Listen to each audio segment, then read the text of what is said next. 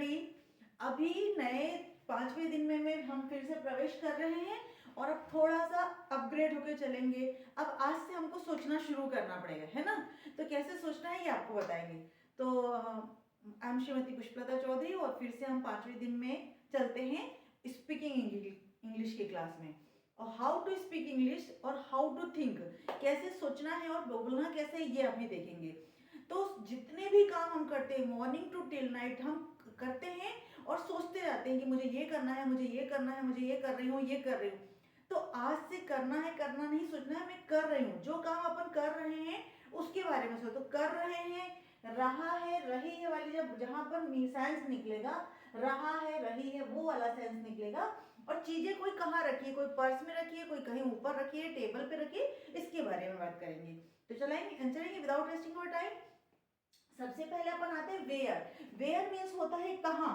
यदि आपको कोई चीज पूछनी पड़ती है कि कहाँ रखी है, तो आप सबसे पहला प्रश्न क्या पूछते हो, कहाँ, है ना। कोई कहाँ है, सामान कहाँ रखा है, या पेन कहाँ रखा है, या पेंसिल कहाँ रखा है, यही सोचते बोलते हो ना। देखेंगे where is a pen, where is a pen, pen कहाँ रखा है, या फिर where is a pen, pen कहाँ है, ये बोल देते हैं। उसको आंसर कैसा देना ये भी सीखेंगे। वेयर इज मोबाइल, मोबाइल कहाँ है।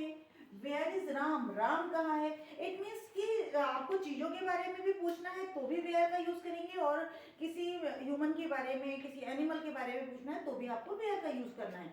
लेकिन ध्यान रखना है इज का है, हाँ, इज ध्यान। वेयर इज, एक एक चीज पूछे ना अपन, where is a pen, where is a mobile, where is a Ram, where is a chair, where is my things, where is my purse, where is my spectacles, ऐसे पूछोगे ना तो ये हो गया।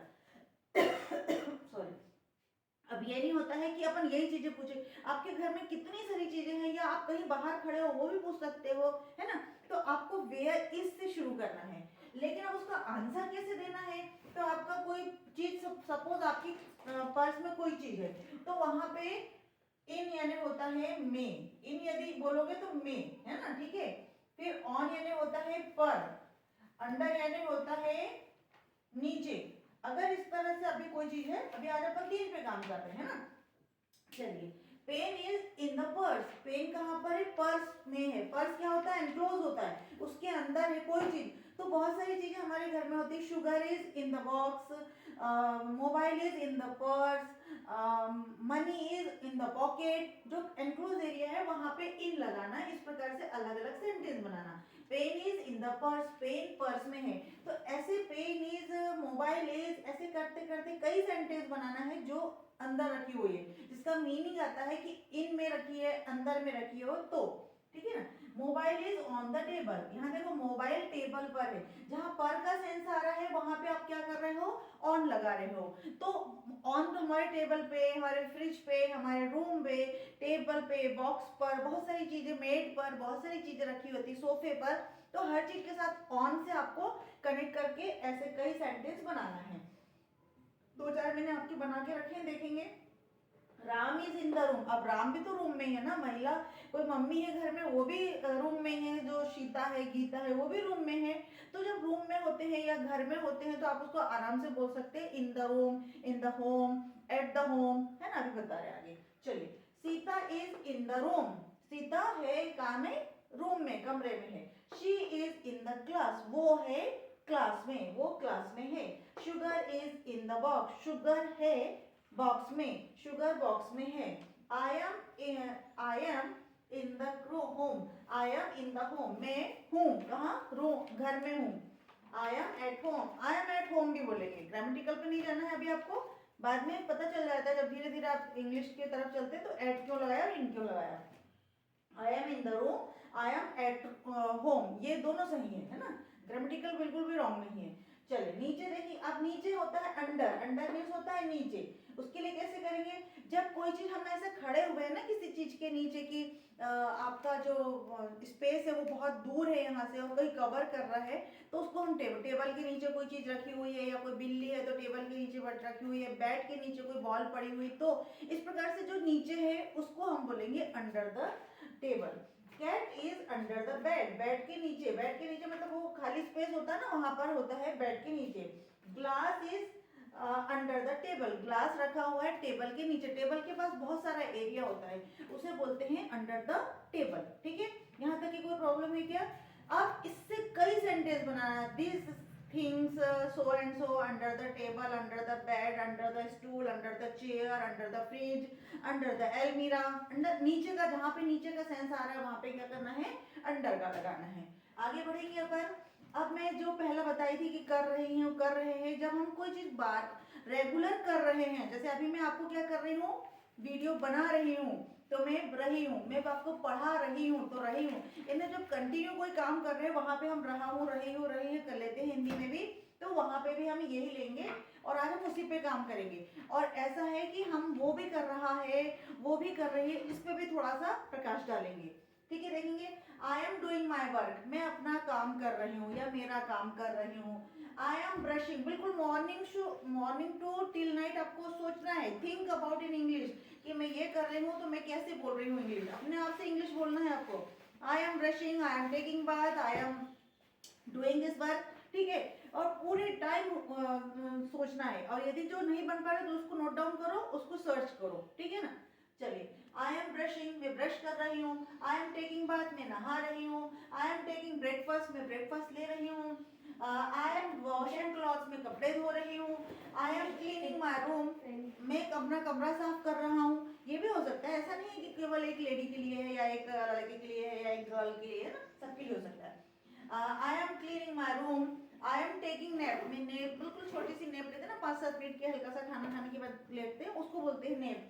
हाँ, आई एम स्टडिंग, मैंने स्टडिंग में मतलब पढ़ भी रहे हैं और लिख भी रहे हैं। सपोज बच्चे हैं, स्टूडेंट्स हैं पढ़ने वाले, तो आधा पढ़ते हैं आधा लिखते हैं, तो दोनों काम कर रहे हैं तो उसको कह सकते हैं आई एम स्टडिंग। फिर आई एम रीडिंग बुक, अगर सपोज आप कोई ऐसी बुक पढ़ रहे हो तो वहां पे आपको बोलना I am reading a book, मैं एक पुस्तक पढ़ रहा हूँ। I M folding my cloth, मैं अपने कपड़े फोल्ड कर रहा हूँ। आई एम प्रिपेयरिंग टी, मैं चाय बना रहा हूँ। आई एम कुकिंग फूड, मैं खाना बना रहा हूँ।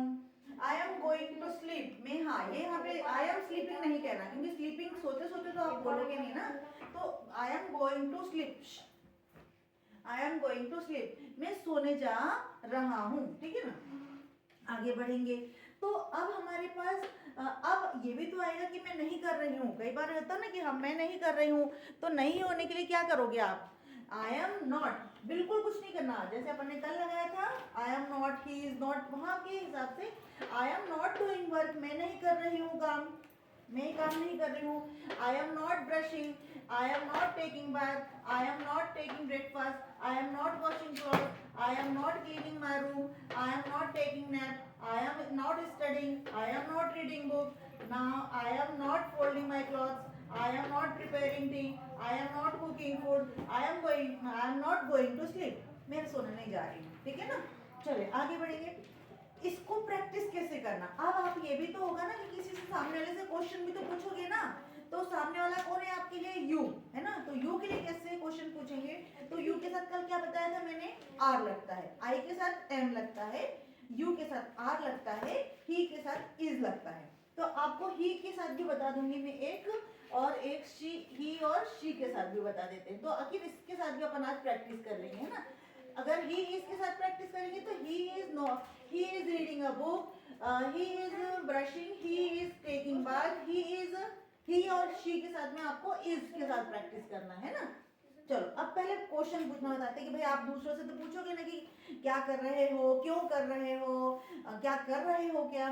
तो एक चीज होती है, जब एक आंसर तो वो होता है जो आप बोल रहे हो ना कि क्या तुम पढ़ रहे हो, क्या तुम लिख रहे हो, क्या तुम सो रहे हो, तो आंसर क्या निकल के आता है? यस और नो, केवल यस और नो निकल के आता है। तो एक वो होता है और एक वो आंसर होता है जो थोड़ा सा लेंथी चलता है ना। तो वहां पे देखेंगे आर यू डूइंग वर्क, क्या तुम काम कर रही हो या कर रहे हो, तो वहां पे आपको यस और नो आंसर देना है।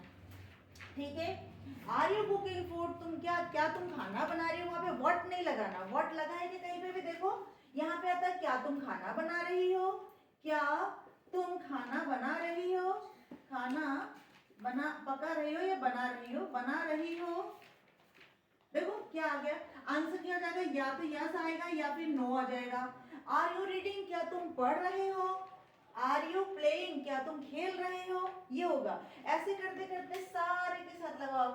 Are you taking breakfast, are you washing cloth, are you cleaning your room, are you taking nap, are you studying, are you reading a book, are you folding your cloth, are you preparing tea, are you cooking food. इस प्रकार से आपको उसको बार बार बोलना है। बिल्कुल अपने कमरे में अकेले हो, रूम बहुत तेजी से, और अपनी लाउडली बोलना है। थोड़ा लाउडली बोलने से क्या होगा, अपना जो अंदर का हेजिटेशन है वो रिमूव होते जाता है, और आपकी जो इंग्लिश की फ्लुएंसी है वो धीरे धीरे बढ़ने लगती है। बट डोंट थिंक अबाउट कि ये क्या कह रहा वो, थिंक अबाउट ओनली इंग्लिश, क्योंकि आपको अभी इस समय केवल और केवल इंग्लिश में सोचना है। Whenever you get time please speak English, ठीक है। चलिए, अब ये भी तो होगा कि बड़ा प्रश्न कैसे बनाए। तो देखो ये वाले प्रश्न तो बहुत इजी है, अब कुछ भी नहीं करना, इतना सरल है ये। आपको मैं कुछ WH फैमिली यहाँ पे आपको बताती हूँ। वाई मीन्स होता है क्यों। एक ये WH फैमिली के मेंबर होते हैं जो आपको बड़े बड़े रीजन और आंसर दे सकते हैं, है ना। तो वाई मीन्स होता है क्यों, व्हेन मीन्स होता है कब, यदि आपको टाइम के बारे में बताना तो व्हेन लगाना पड़ेगा। और वेयर मतलब कहाँ जा रहे हो, तो वेयर का होता है ना, वेयर मतलब कहाँ। हाउ मतलब कैसे, कैसे करते हैं, हाउ डू यू डू, कैसे हो, ऐसे पूछते हो ना आप, तो ऐसे। तो ये जिनको WH फैमिली मेंबर्स कहते हैं। व्हाट मीन्स होता है क्या, हाउ मीन्स होता है कैसे, विद हूम होता है किसके साथ, और वेयर मीन्स होता है कहाँ।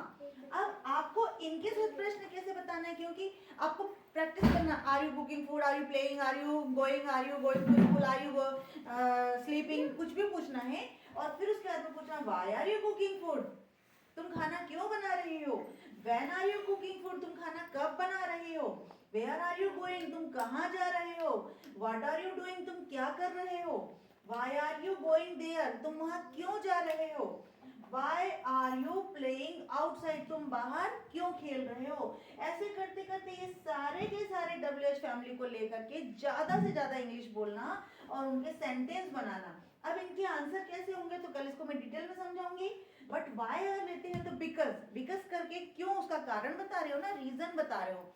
तो रीजन मतलब because I am busy, I have to do this work and I have to I need it, मेरे को इसकी जरूरत है। या फिर व्हेन आर यू कुकिंग, तुम कब, तो समय बताना है कि मॉर्निंग में बना रही हूँ, 4 बजे बना रही हूँ, 5 बजे बना रही हूँ, ये इसके साथ। तो ये बहुत इजी ट्रिक है, और इस प्रकार से आप ज्यादा से ज्यादा इंग्लिश बोलोगे तो उसकी आपकी फ्लुएंसी भी हो जाएगी। पहले तो सोचना है, जब भी आप मार्केट में हो तो मार्केट में के बारे में सोचो, रूम में हो तो रूम के बारे में सोचो, बाथरूम में हो तो बाथरूम में सब, this is soap, this is surf, and this is bucket, and this is a mug. So things, okay, this is tiles, these are things, these are cloth, these are wet cloth, these are dry cloth, ठीक ना। इस प्रकार से छोटी छोटी English से आपको बोलना शुरू करना पड़ेगा, तभी आपकी इंग्लिश बहुत अच्छी एनहांस होगी और आपकी फ्लुएंसी भी आ जाएगी। देखना बिल्कुल पक्का हो जाएगा, और मुझे पता है यू कैन डू इट, तुम ये कर सकते हो, you can speak English very well. So definitely again best of luck, करते रहो, कीप ऑन प्रैक्टिसिंग और keep on improving your English, ठीक है। Thank you.